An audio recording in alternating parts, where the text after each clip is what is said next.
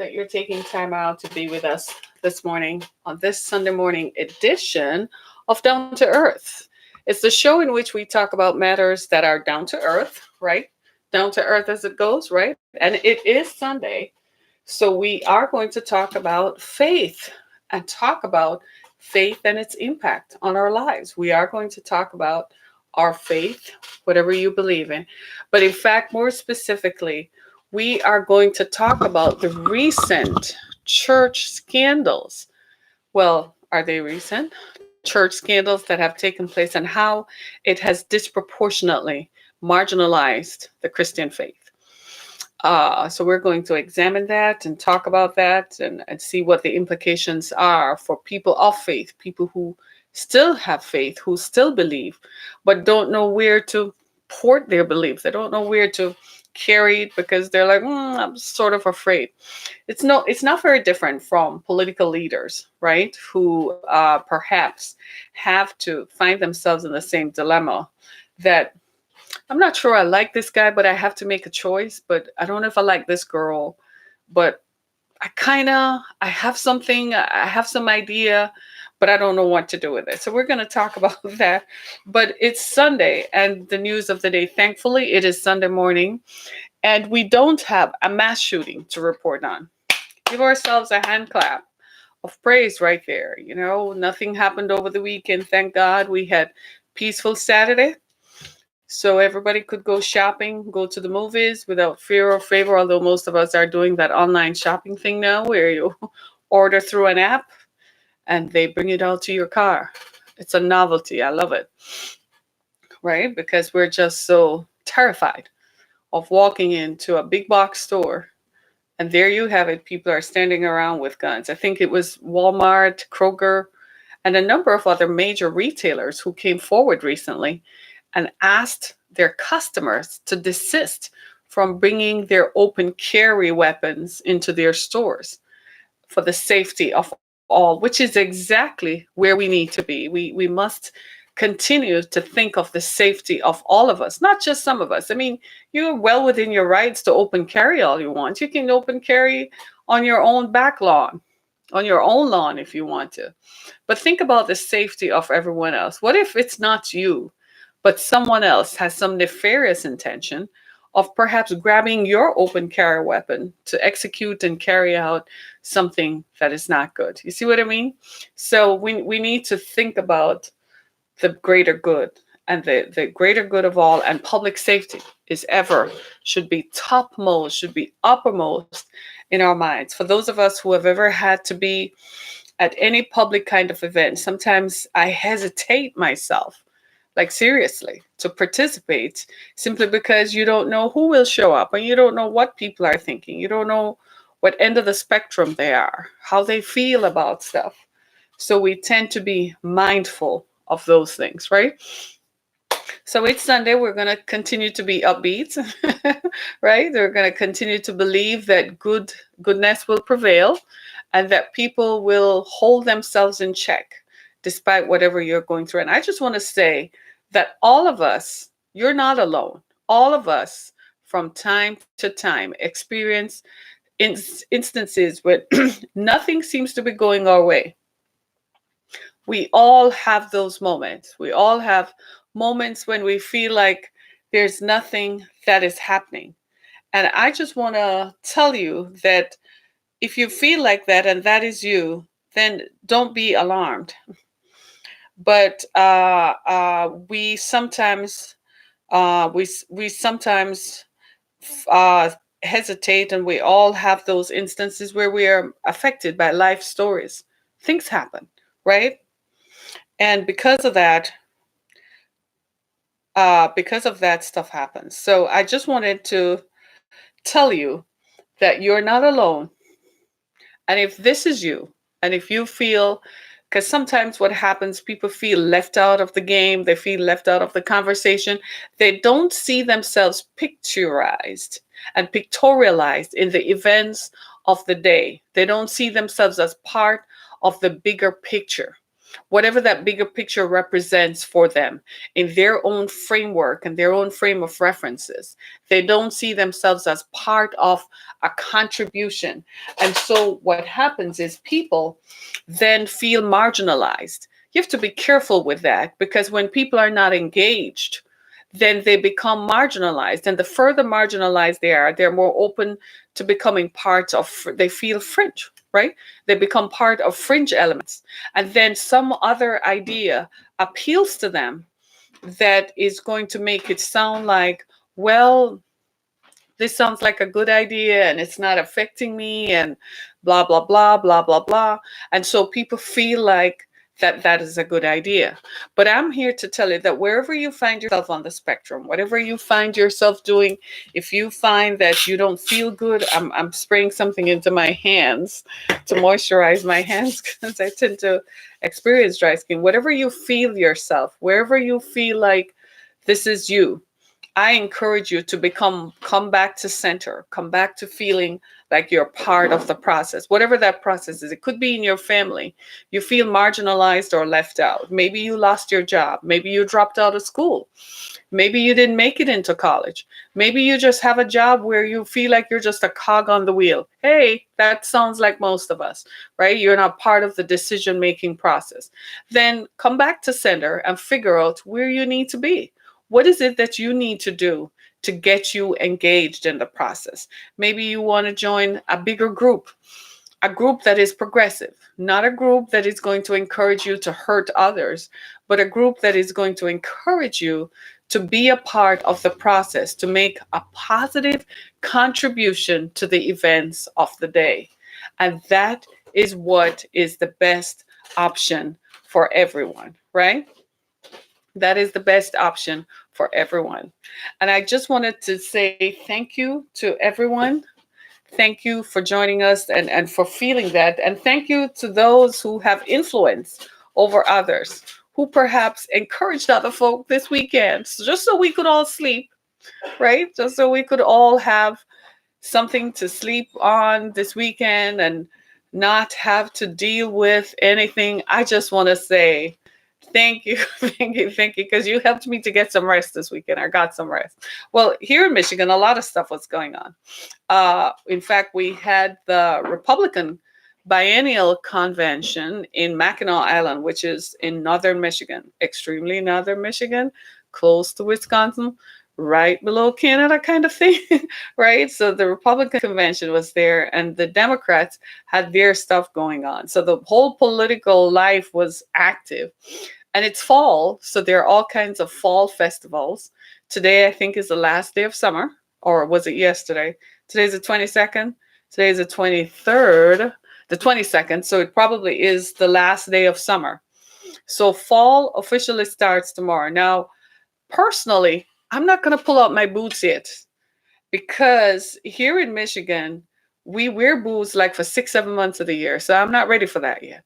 I can wait. I can wait. I'm one of those persons who push it to the last minute, right? So I'm going to wait for the boots wearing season to officially start. It's when it gets cold, because first I wear flip flops, and then I wear, I put on my little footsies. Then I graduate to socks. Are you all laughing at me? I kid you not. And then by the time I get to socks, I'm like, you know what? I feel really cold. Maybe I should put boots on. But it has to get so cold, like end of October, November, before I put boots on. Because once you put it on, it's like November, December, January, February, March, and April nowadays. Then you wear boots. Look at that. That's like 6 months of boots, right? But it is what it is. We're just grateful that we're alive and we are able to see the process, right? Right. So I wanted to talk about church scandals and the impact of faith, not focusing or zeroing in on the scandals per se. So this is not a gossip. So this is not a gossip show. We're not going to talk about the gossip of it. We're going to examine, what did it mean for my faith and yours? How did church scandals affect us? How did it impact us? And for those of you who are joining me, you can listen to more about the show on Spotify, on Google Podcasts as well as Apple Podcasts and wherever your favorite podcast platform is. You can always listen to more of Down to Earth with Harriet Kemick. It's there, right? And tell your friends about it. I appreciate the love. Thank you. Thank you. When you go to find my page on Spotify, when you find my podcast, subscribe to the channel. That way we know what you like, what you don't like, so we're able to bring you more shows that are of interest and more topics and cover more topics that are of interest to you. So make sure you subscribe to our channel on Spotify, whether you find us on Apple Podcasts or on Google Podcasts or wherever your favorite podcast platform is. There's one called Overcast, right? There's one called Pocket Cast. There's one called Radio Public. They're all out there. And of course on Anchor FM. So wherever your favorite podcast platform is, subscribe to our channel so that we know, right? So I wanted to talk about church scandals and its impact on our faith. And I'm doing it not from the perspective of encouraging the scandals or levitating on the scandals, but from the perspective that what did that do to people of faith? How did that affect us? And I'm going to personalize it a little bit in terms of how it impacted me and what I observed going through it. I think it's 10 years ago now, isn't it? That one of the first scandals in the Black Christian church erupted with Bishop Eddie Long in Atlanta, when the story unfolded of him having sex with young men who had come to him for mentoring and whom he had a school set up for disadvantaged youth. But then he became more than their patron. He became their lover. He took them on trips, trips all over the world and so on. And everybody around Bishop Long seemed to know this was going on, but no one said anything. That's key. We'll come back to that. Okay. Prior to that, there had been scandals in the Catholic Church from as early as the early 1990s, where people began coming forward to talk about. The first major ones happened in the 1990s, in the mid 1990s, when people came out and started talking about them being molested by priests in the Catholic Church. It started in Boston, it went to Philadelphia, and it mushroomed and took on a life of its own. It still hasn't stopped. It's still continuing as more and more people are coming forward to disclose what had happened to them while they were a part of the church. Well, what that did was it tore the church apart. At first, the Catholic Church, in an effort to contain it, notice the word contain, tried to suppress it. So they pretended it didn't happen at first. Then they suppressed it, tried to cover it up. Sometimes the cover up is worse than the crime, right? And in an effort to cover it up, what they did was, guess what? They hurt the survivors. You can't cover up when someone comes and discloses to you that they have been violated. You can't cover it up. Covering it up is not helping, right? And what happens is, because covering up is not helping, what cover up does is it makes the person coming forward feel as if what they're saying is not true. I've often told people, when someone comes to you and discloses that kind of information, do not push it away, do not ignore it. Acknowledge that it happened, acknowledge what they're saying about it, that it happened. It's important to the survivor, and then find a way, direct them. If you don't have the resource, direct them to available resources that will help them to overcome. So the Catholic Church, it became bigger and bigger because the Catholic Church is an entity in itself. So it was not inconceivable to think, well, if it's happening here, chances are it's happening somewhere else. And so eventually the church, they're not sure what is it that is going on. Did it impact their belief? Yes, it did. Because now what has happened is that they don't know what is going on. Because now, how do you know what's going on? How do you know what to believe? See, the thing is this, where I want to bring this to is, what do you really believe? Do you believe in the supreme God, or do you believe in the persons who are the representatives of God? The people who come before us and say that they are the representative of God. Do you believe in them? It's kind of hard for us not to acknowledge that, isn't it? Because you're human, because the only way you're going to hear the message is through a messenger. And the messenger is invariably a human being, right? So you go back to the scriptures. And what does the scripture say? At any time that you are unsure of what to say or what to do or what should happen, go to the scriptures. Because as representatives of the faith, we're going to fail you. I'm going to fail you every day. I'll just disclose that to you all day, every day. I'm human. I had to get up this morning, go to the bathroom just like you. I had to get up and think about what am I going to make for dinner. I had to get up and think what am I going to make for breakfast. I have to figure out what am I going to plan for the week ahead for my family. And I have to plan about my business. I have to plan about all the people I'm going to come in contact with today and every other day. And what am I going to say to you? So I'm human. I am just like you. So I am going to fail you. But where I fail you, that's where the scriptures come in. In a lot of ways, what happened was people took on more than they could handle. What they did was they drew all the attention to themselves instead of pointing it where it belonged, which was at the cross. The attention should have been on the God of the cross, the God who made the cross, the God who is the story, whom the story is written about. Instead, they made it about them. So they're infallible. So when you look at them and you say, there is no way that God is real because God could never operate through someone like you. That means everything you told me about God, I don't believe that anymore. So now people are struggling and are searching for answers. That was the greatest impact. This is why the Catholic Church tried to contain it, because the impact, it also impacted their money. Make no mistake about it. Because if people are not coming into their centers of worship, then they're not going to collect money. People are not going to write checks to write endowments and to fund their activities. It's a similar thing in the Black church. What happened to when the scandal erupted, everybody was trying to keep it down, because then that meant that, people were going to stop watching Christian television, which they have stopped, right? And people were going to stop walking into churches, which they have done in record numbers. And now people are not going to do what? Because they're wherever their mouth is, that's where they're going to put their money. So if their mouth is not in a religious center, they're not going to put their money there.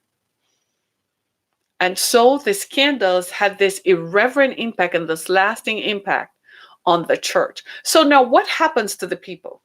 I'm not as focused on the leaders who created the debacle. They have to face whatever they have to face. I'm more concerned about the people. What do? You still have a need for faith. You still find yourself wondering, well, what is my purpose? Well, is there a God out there somewhere? I mean, is like the universe just some wide open space where anything out there can just come?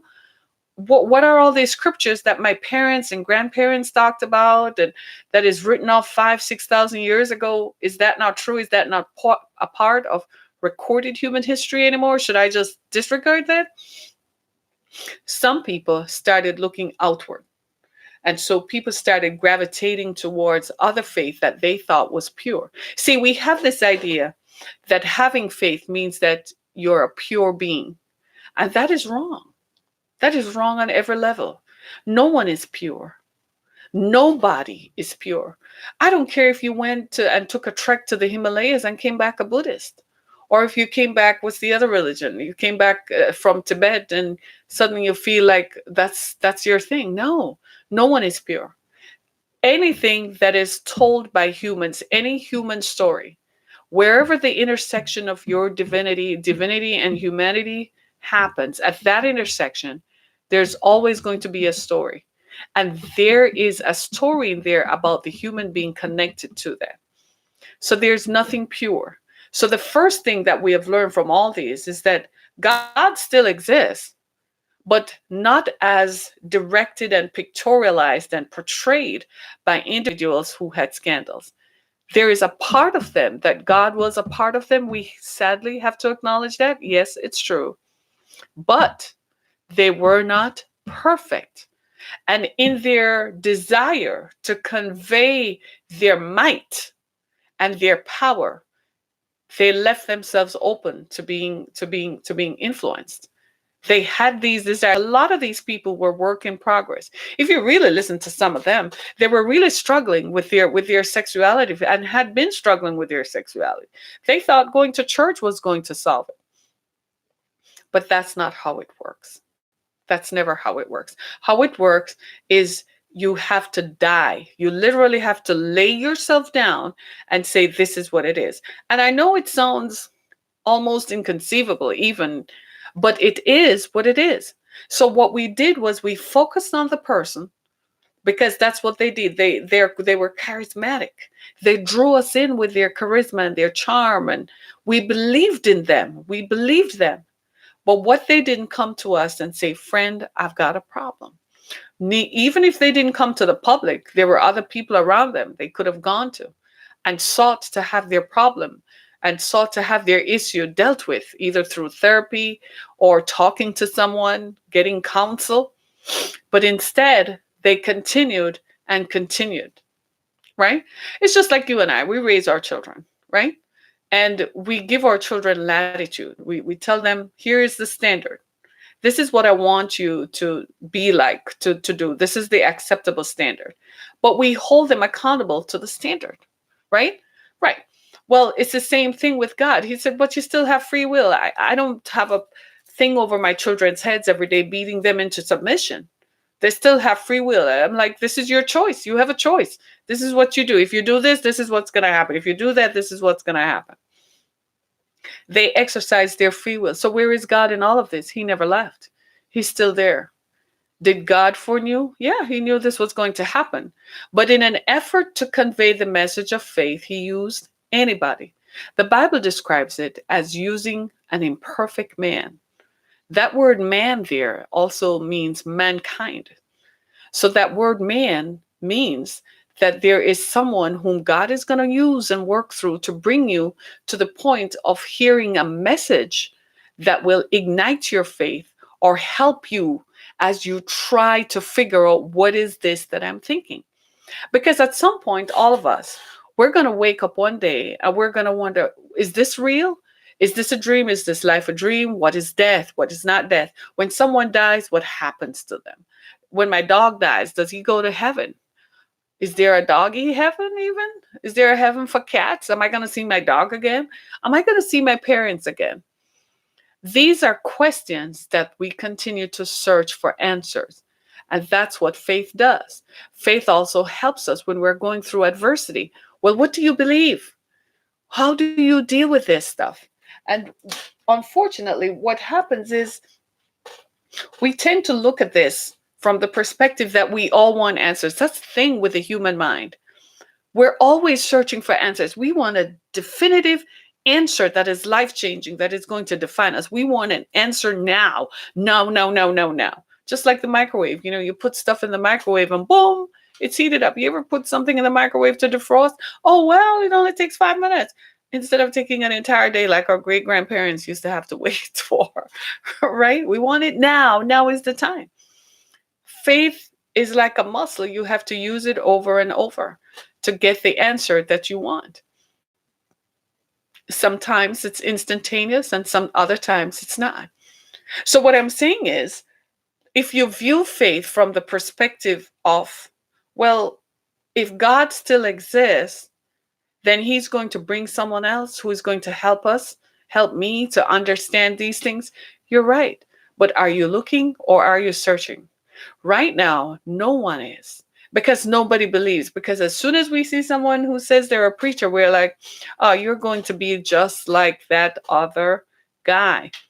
All they do is take my money. They don't even help the community, right? We've all seen very grave examples of that. It's unfortunate, but it happens. A few years ago in Houston, Texas, there was a hurricane coming through. And they asked a prominent preacher there, Joel Osteen, to open his church to let the people in. And he said no. He refused to open his church to let the people in who were struggling and who needed somewhere to be for safety. Today, his church is almost decimated. Why? Because people haven't forgotten. Was that a good thing for him to do? No. Does that mean that God never spoke through him? Well, God did speak through him, but not at that time. Because what do you think a loving God would have said? Open the church, off the doors of the church, and let the people in. I think in a lot of ways, some of these preachers need to hear that. First, open your heart to the love of God, to the love of God's people. People are hurting and people need faith. They need a reassurance that something better than this exists, that they will see their loved ones again, that they're not going to disappear and be oblivious and after they die, that's it. Give people hope, brother and sister, right? But instead, what we have done is we have shut the door. We have acted unchristian-like. Look at all the stuff that's happening politically, where people who purport to be Christians are saying, I won't help a refugee, are saying, I won't help somebody who is fleeing violence, are saying that it's okay for children to be separated from their parents. And we call ourselves Christians. We call ourselves believers in faith. Now, we have to stop and think, is that person a good representative? This is why I say go back to the works in the Bible, go back to the scriptures. When you see that, go back to the scriptures. Go back to the scriptures and ask yourselves, is this what the Bible is saying about that, right? Because invariably what you find is that people, we don't know where to go. We don't know what to do. We don't know what to join. You see so many of these preachers, they seem to be like, I don't know, they emulate a different type of lifestyle that is kind of different from how we grew up. It seems irreverent even. I mean, they're just big pimping out there, just dress exorbitantly, and they just live the lifestyle that is so beyond what people in their church are living. Sometimes we have to listen to the message, ignore the messenger, and listen to the message. What is the message? I have found that I used to be the person who would look at people and say, well, what are you saying? Let me hear what you have to say. But I found that I could not look at the person and use their life to determine my own faith. It did not work. I had to constantly drag my attention back to the scriptures. And you know what I found? They fell so short. I focused more on what the scriptures said. And as long as I looked at the scriptures, I was fine. When I took my eyes off the scriptures and looked at them, that's when I failed. Because invariably, we're human. We are going to fail. They're going to fall. You're going to find out that they are having sex with people whom they shouldn't be having sex with, that they took money, they did this, they did that. They are going to fail you. But let me ask you this on another matter. What are your expectations of a faith leader? Have you ever thought about that? And where did you get that idea and that impression from? Is that coming from somewhere where you is that coming from somewhere where you might feel, where do we get these expectations from? We got to understand that first. What expectations are we placing on faith leaders? Where do those come from? What standard is it that we're holding them accountable to? This is Harriet Kimmick. Join me again on Down to Earth. Thank you so much. Right? And I find that what we need to figure out is, where do this is Harriet Kimmick with Down to Earth. Thanks for joining us.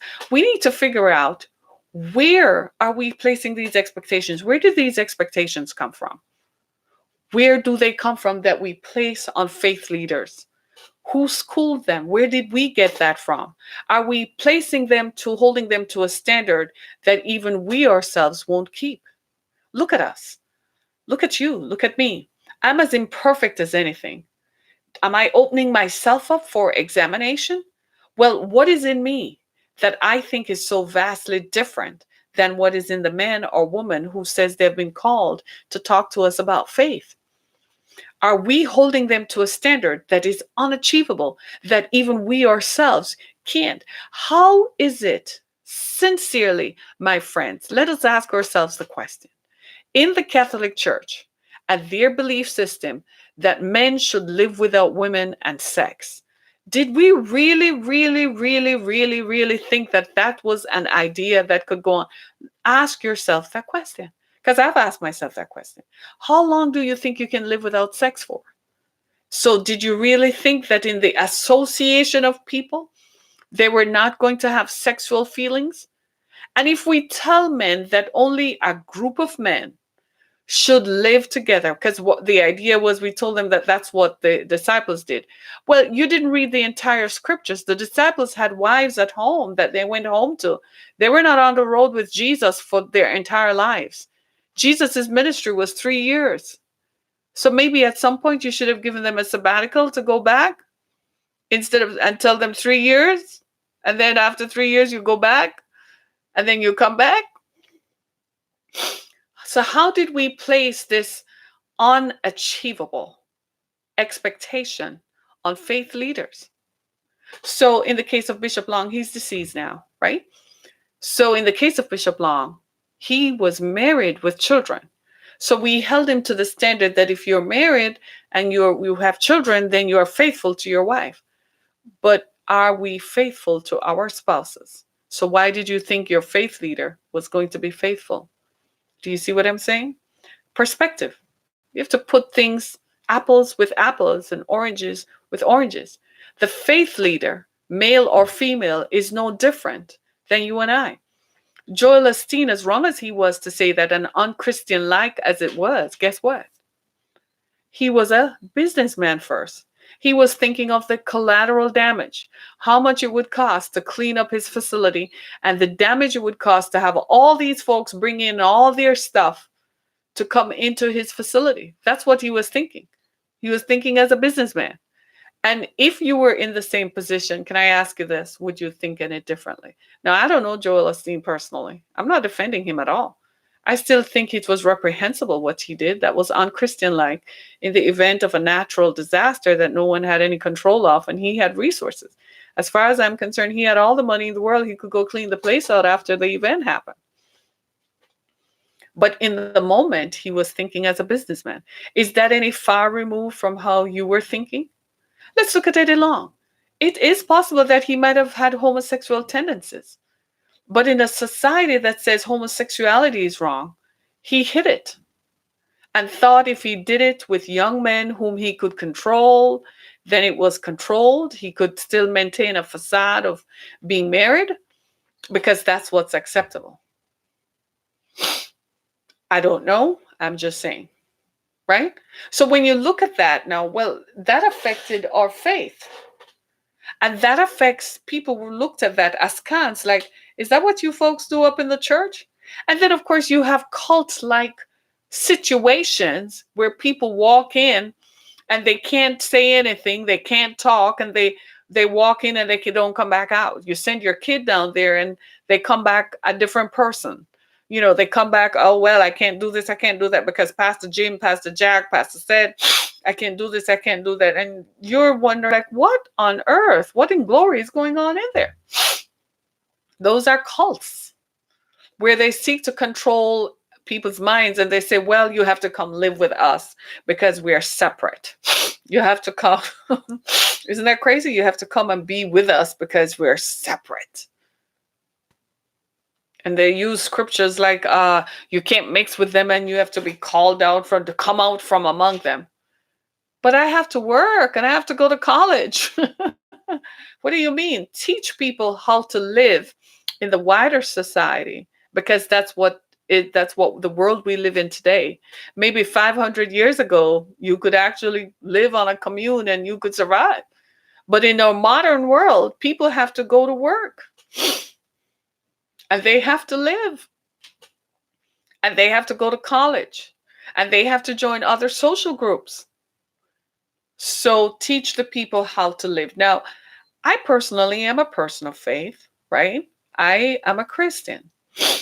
And I believe in what I believe. I believe in Jesus Christ. I believe in God. I believe in the Holy Spirit, right? That's what I believe. That's what has been revealed to me. That's how my faith has intersected with my humanity. So I believe there are some things that I struggle with. And I have found that at that point is where I can go back to the scriptures and I'm judge myself and I'm like, well, the scripture said, okay, so I'm so wrong. I am so very wrong there. Right. But my struggle is just like yours. I have found that recent church scandals have taught me how to view church leaders in a profoundly different way. And the way I now look at them is they are infallible. I cannot place a supernatural expectation on a natural person. That person is not supernatural. They don't come down out of the glory cloud on a Sunday morning or when they're going to interact with me. They're a father, they're a husband, they're somebody's best friend, somebody's lover, right? Somebody's business partner, somebody's uncle, somebody's aunt, somebody's uncle something. Do you see what I mean? Therefore, in their capacity as a human being, they're just a messenger. I think that's how we should start looking at folks. You're a messenger, you have a message. Listen to the message. The message. The messenger is oblivious. We focus so much on personalities in the last grouping, in the last 40 to 50 years. We forgot about the message. The message got lost in all that fluff. In a lot of ways, Joel Osteen became a victim of his own success. He became widely popular because he preached a popular message of motivating. He was a motivational speaker who uses scriptures as a basis. However, he was just as infallible as anyone else. So what we didn't do was separate the message from the messenger. That's what we ought to do. We ought to separate the message from the messenger. The messenger is a human being, a human voice, vocal cords attached to a human face with a heart, a brain, skin, bones, sinew, muscle. That's the messenger. You can't focus on the messenger because focusing on the messenger is going to destroy your focus on the message. You know what the message was for Christianity? The message was Jesus saves. Jesus is the Son of God, had a divine birth experience with his mother, Mary, to show how human he is, right? To show his humanity. That's the intersection of humanity and divinity. That's what the message is. And if you believe in Jesus, he's going to help you to overcome the stuff you go through. It's not a panacea. A lot of people who are very wealthy say, well, you don't need faith because if you have money, you don't need faith. That is their experience until they come to a point where I found that there's one famous person who said that, Ted Turner, that's his name, the guy who founded CNN. Well, how did that work for him? He ended up selling his business and he ended up getting divorced from someone he cared about because he cheated on her. I don't think he's broke today, but he's certainly not as wealthy and as influential. That's someone who promised to donate $1 billion to the United Nations. And he doesn't have $1 billion to donate because he lost his business. Right? So, and he was the one who said Christianity is for losers. And some of you are batting your eyelashes at me like, isn't it true? Well, until you find that you come to a situation in your human experience where your money does not work. What most of us tend to do is we try to have it before you get to that place. And for a lot of us who have studied, and a lot of people who have studied and who have gone to college, they're trying to rationalize and trying to find some resonance with faith. But in those early days of your youth, you don't need faith yet because you haven't been tried by life. It's after you've been tried by life that you discover you need something that is going to help you cope with the stuff you go through and provide some sort of answers. You know, there's a Christian hymn that says, will your anchor hold through the test of time? When a series of life events start happening to you, that's when you start saying, wait, just a minute. Wait, hold on. There's got to be something going on here that I don't understand. And there are a lot of people today who are struggling with faith because they had such negative experiences even growing up. Their parents were either devout Christians who spent more time following a leader than they spent with their own family. They never practiced balance, so that person grows up and they don't know. Or they had negative experiences where people of faith use them and abuse them, much to their chagrin and disenfranchisement. And so now you expect them to believe like they're in some parts of the world. People purporting to be Christian crusaders, went and conquered people and took people's land and money and claimed to be Christian. That was not a good show of Christianity. No, that was not Christianity. That was greed. They just happened to be, how shall I say, they just happened to be rapacious capitalists. And they were rapacious enough and opportunistic enough to take advantage of people's vulnerabilities and capture their money, their country, their gold, their silver, and their resources. That was not Christian. If you really want to know, it's like one of the reasons people find Buddhism so attractive and they go to Tibet and do that journey and so on. You know why? Because when they get there, the monks just live a very normal lifestyle. So people say, well, that is pure because they don't see any material attachment to it. So most people return from that changed fundamentally because then they look at our way of life here in the Western world and they're like, you're so far from what is pure. That's how Jesus started out. He walked.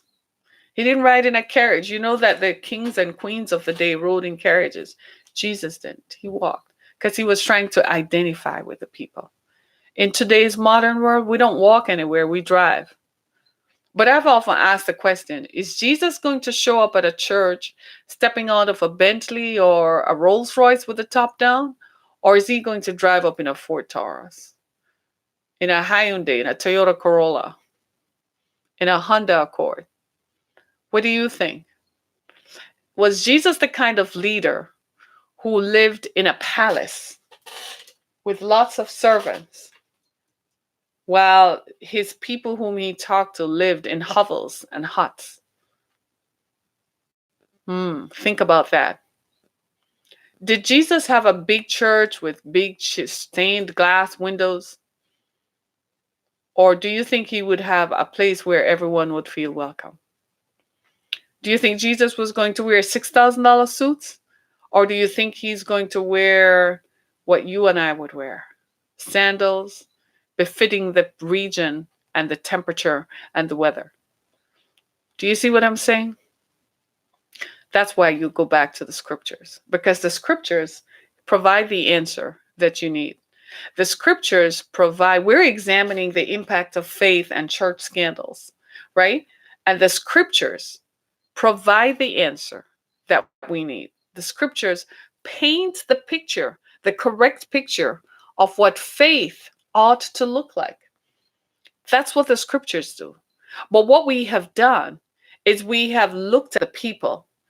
For some of these leaders, they're getting a lesson. Christianity and faith is different from governance. Most of these people were operating as if they were the governor's general. They were a general and a governor all at the same time. You couldn't assess them. You had to go through a series of people like, what on earth? So they got a reality check. You want to bet most of them are lined up at the church door today, thanking people for coming in. Once upon a time, you had to make an appointment 4 weeks in advance to see them. And you had to go through a series of people because the people around them were just as bad. Were keeping them from the people of God and the people who needed them. Everybody got a reality check. What is this really about? Is this about you or is it about God? Are you the center of it or is God? Can you save anybody? I know that in a lot of ways, especially for doctors feel godlike every day. They're like when someone is on the operating table, It is in my hands. I can feel your heart. You ever talk to a doctor or a heart surgeon? I can feel your heart in my hands. I have held hearts in my hands and massage. You ever talk to a doctor who delivers babies? It's up to me to bring life to that. I hold a baby in my hand. I know how to slap that little baby and make the baby breathe. And this is you standing there like, uh-huh, so you're God now. And then one day they drop dead themselves. My thing is always like, are you the person they talked about for 2,000 years? Or what are you?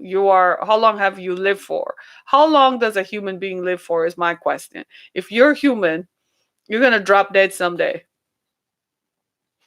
Do you see what I'm saying? And what they did was they placed themselves smack in the midst of it and superimposed their own likeness into the scripture. So if you have a need, you call me. How about teaching the people to pray?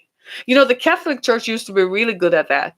They have all kind of prayer, codicils and so on, and all kind of prayer routines that you could go through to pray on your own. They had all kind of materials that they purveyed for you to pray. But then you would go to confession. And the priest's job was just to hear the confession and say, bless you, my child. And they did well at that. But then he would say, come on into my office and bend over. That was not Christ-like. That's not what Christ would have done. And that's what destroyed people's faith. Because now you are like, well, where do I go? Well, here's my thing. If you still find that you need faith, and we all do, you have a need because you're questioning what happens after this. Where does this go? I suggest you go to the scriptures. You go to the Holy Scriptures if you're a Christian and you find that that's your leaning. Go to the Holy Scriptures. Start by reading the New Testament. And there is a particular book in the New Testament that I think will help you. It's John chapter 1. Yeah? Read John chapter 1. Read the entire chapter of chapter 1. Then when you're done, start reading the book of Romans. I'm not going to tell you to read one chapter a day because sometimes it's going to get so interesting you'll actually read it.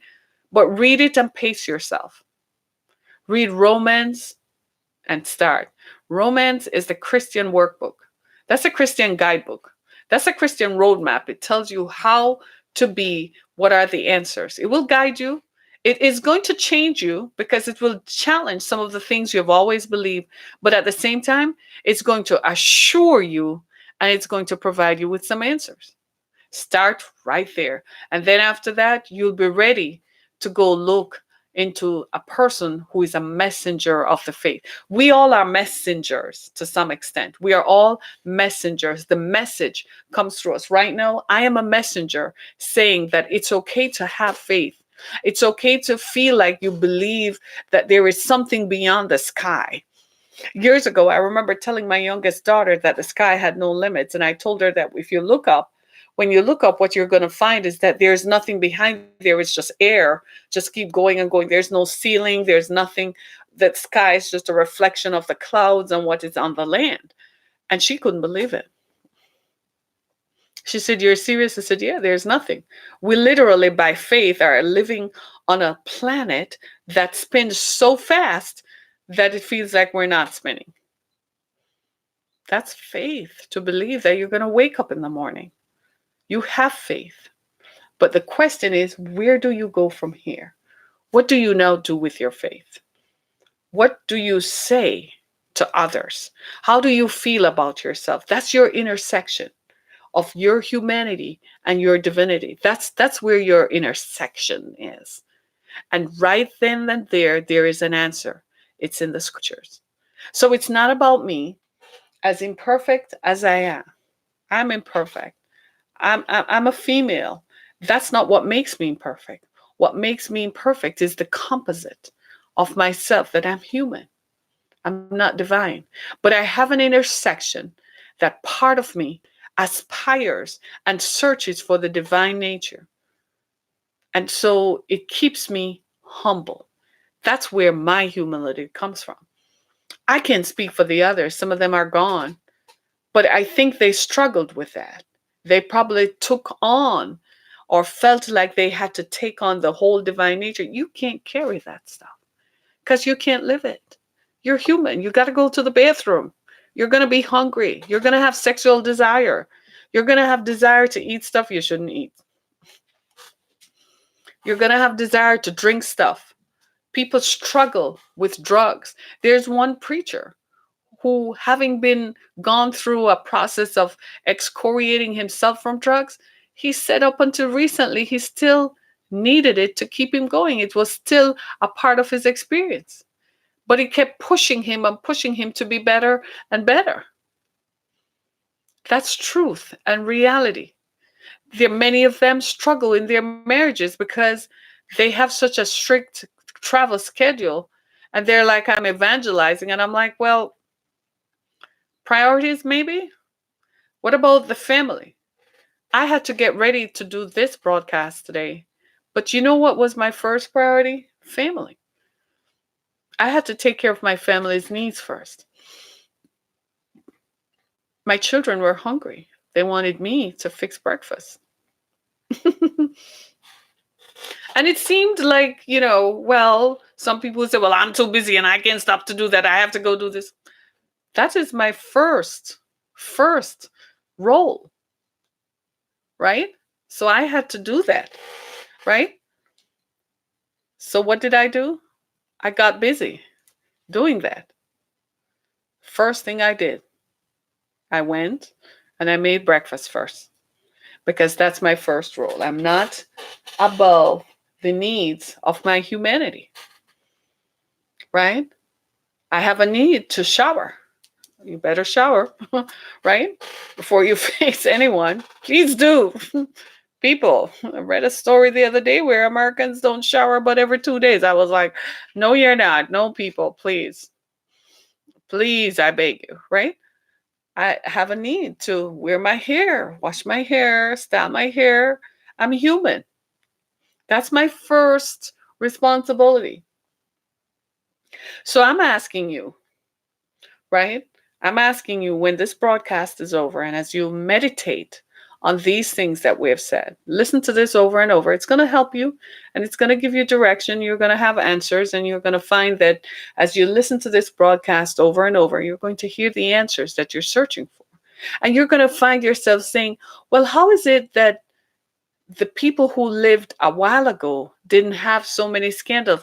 It's not that there wasn't stuff. It's just that the information was probably more covered and were kept more private. And people said, well, they have an issue, and they weren't going to put it out there.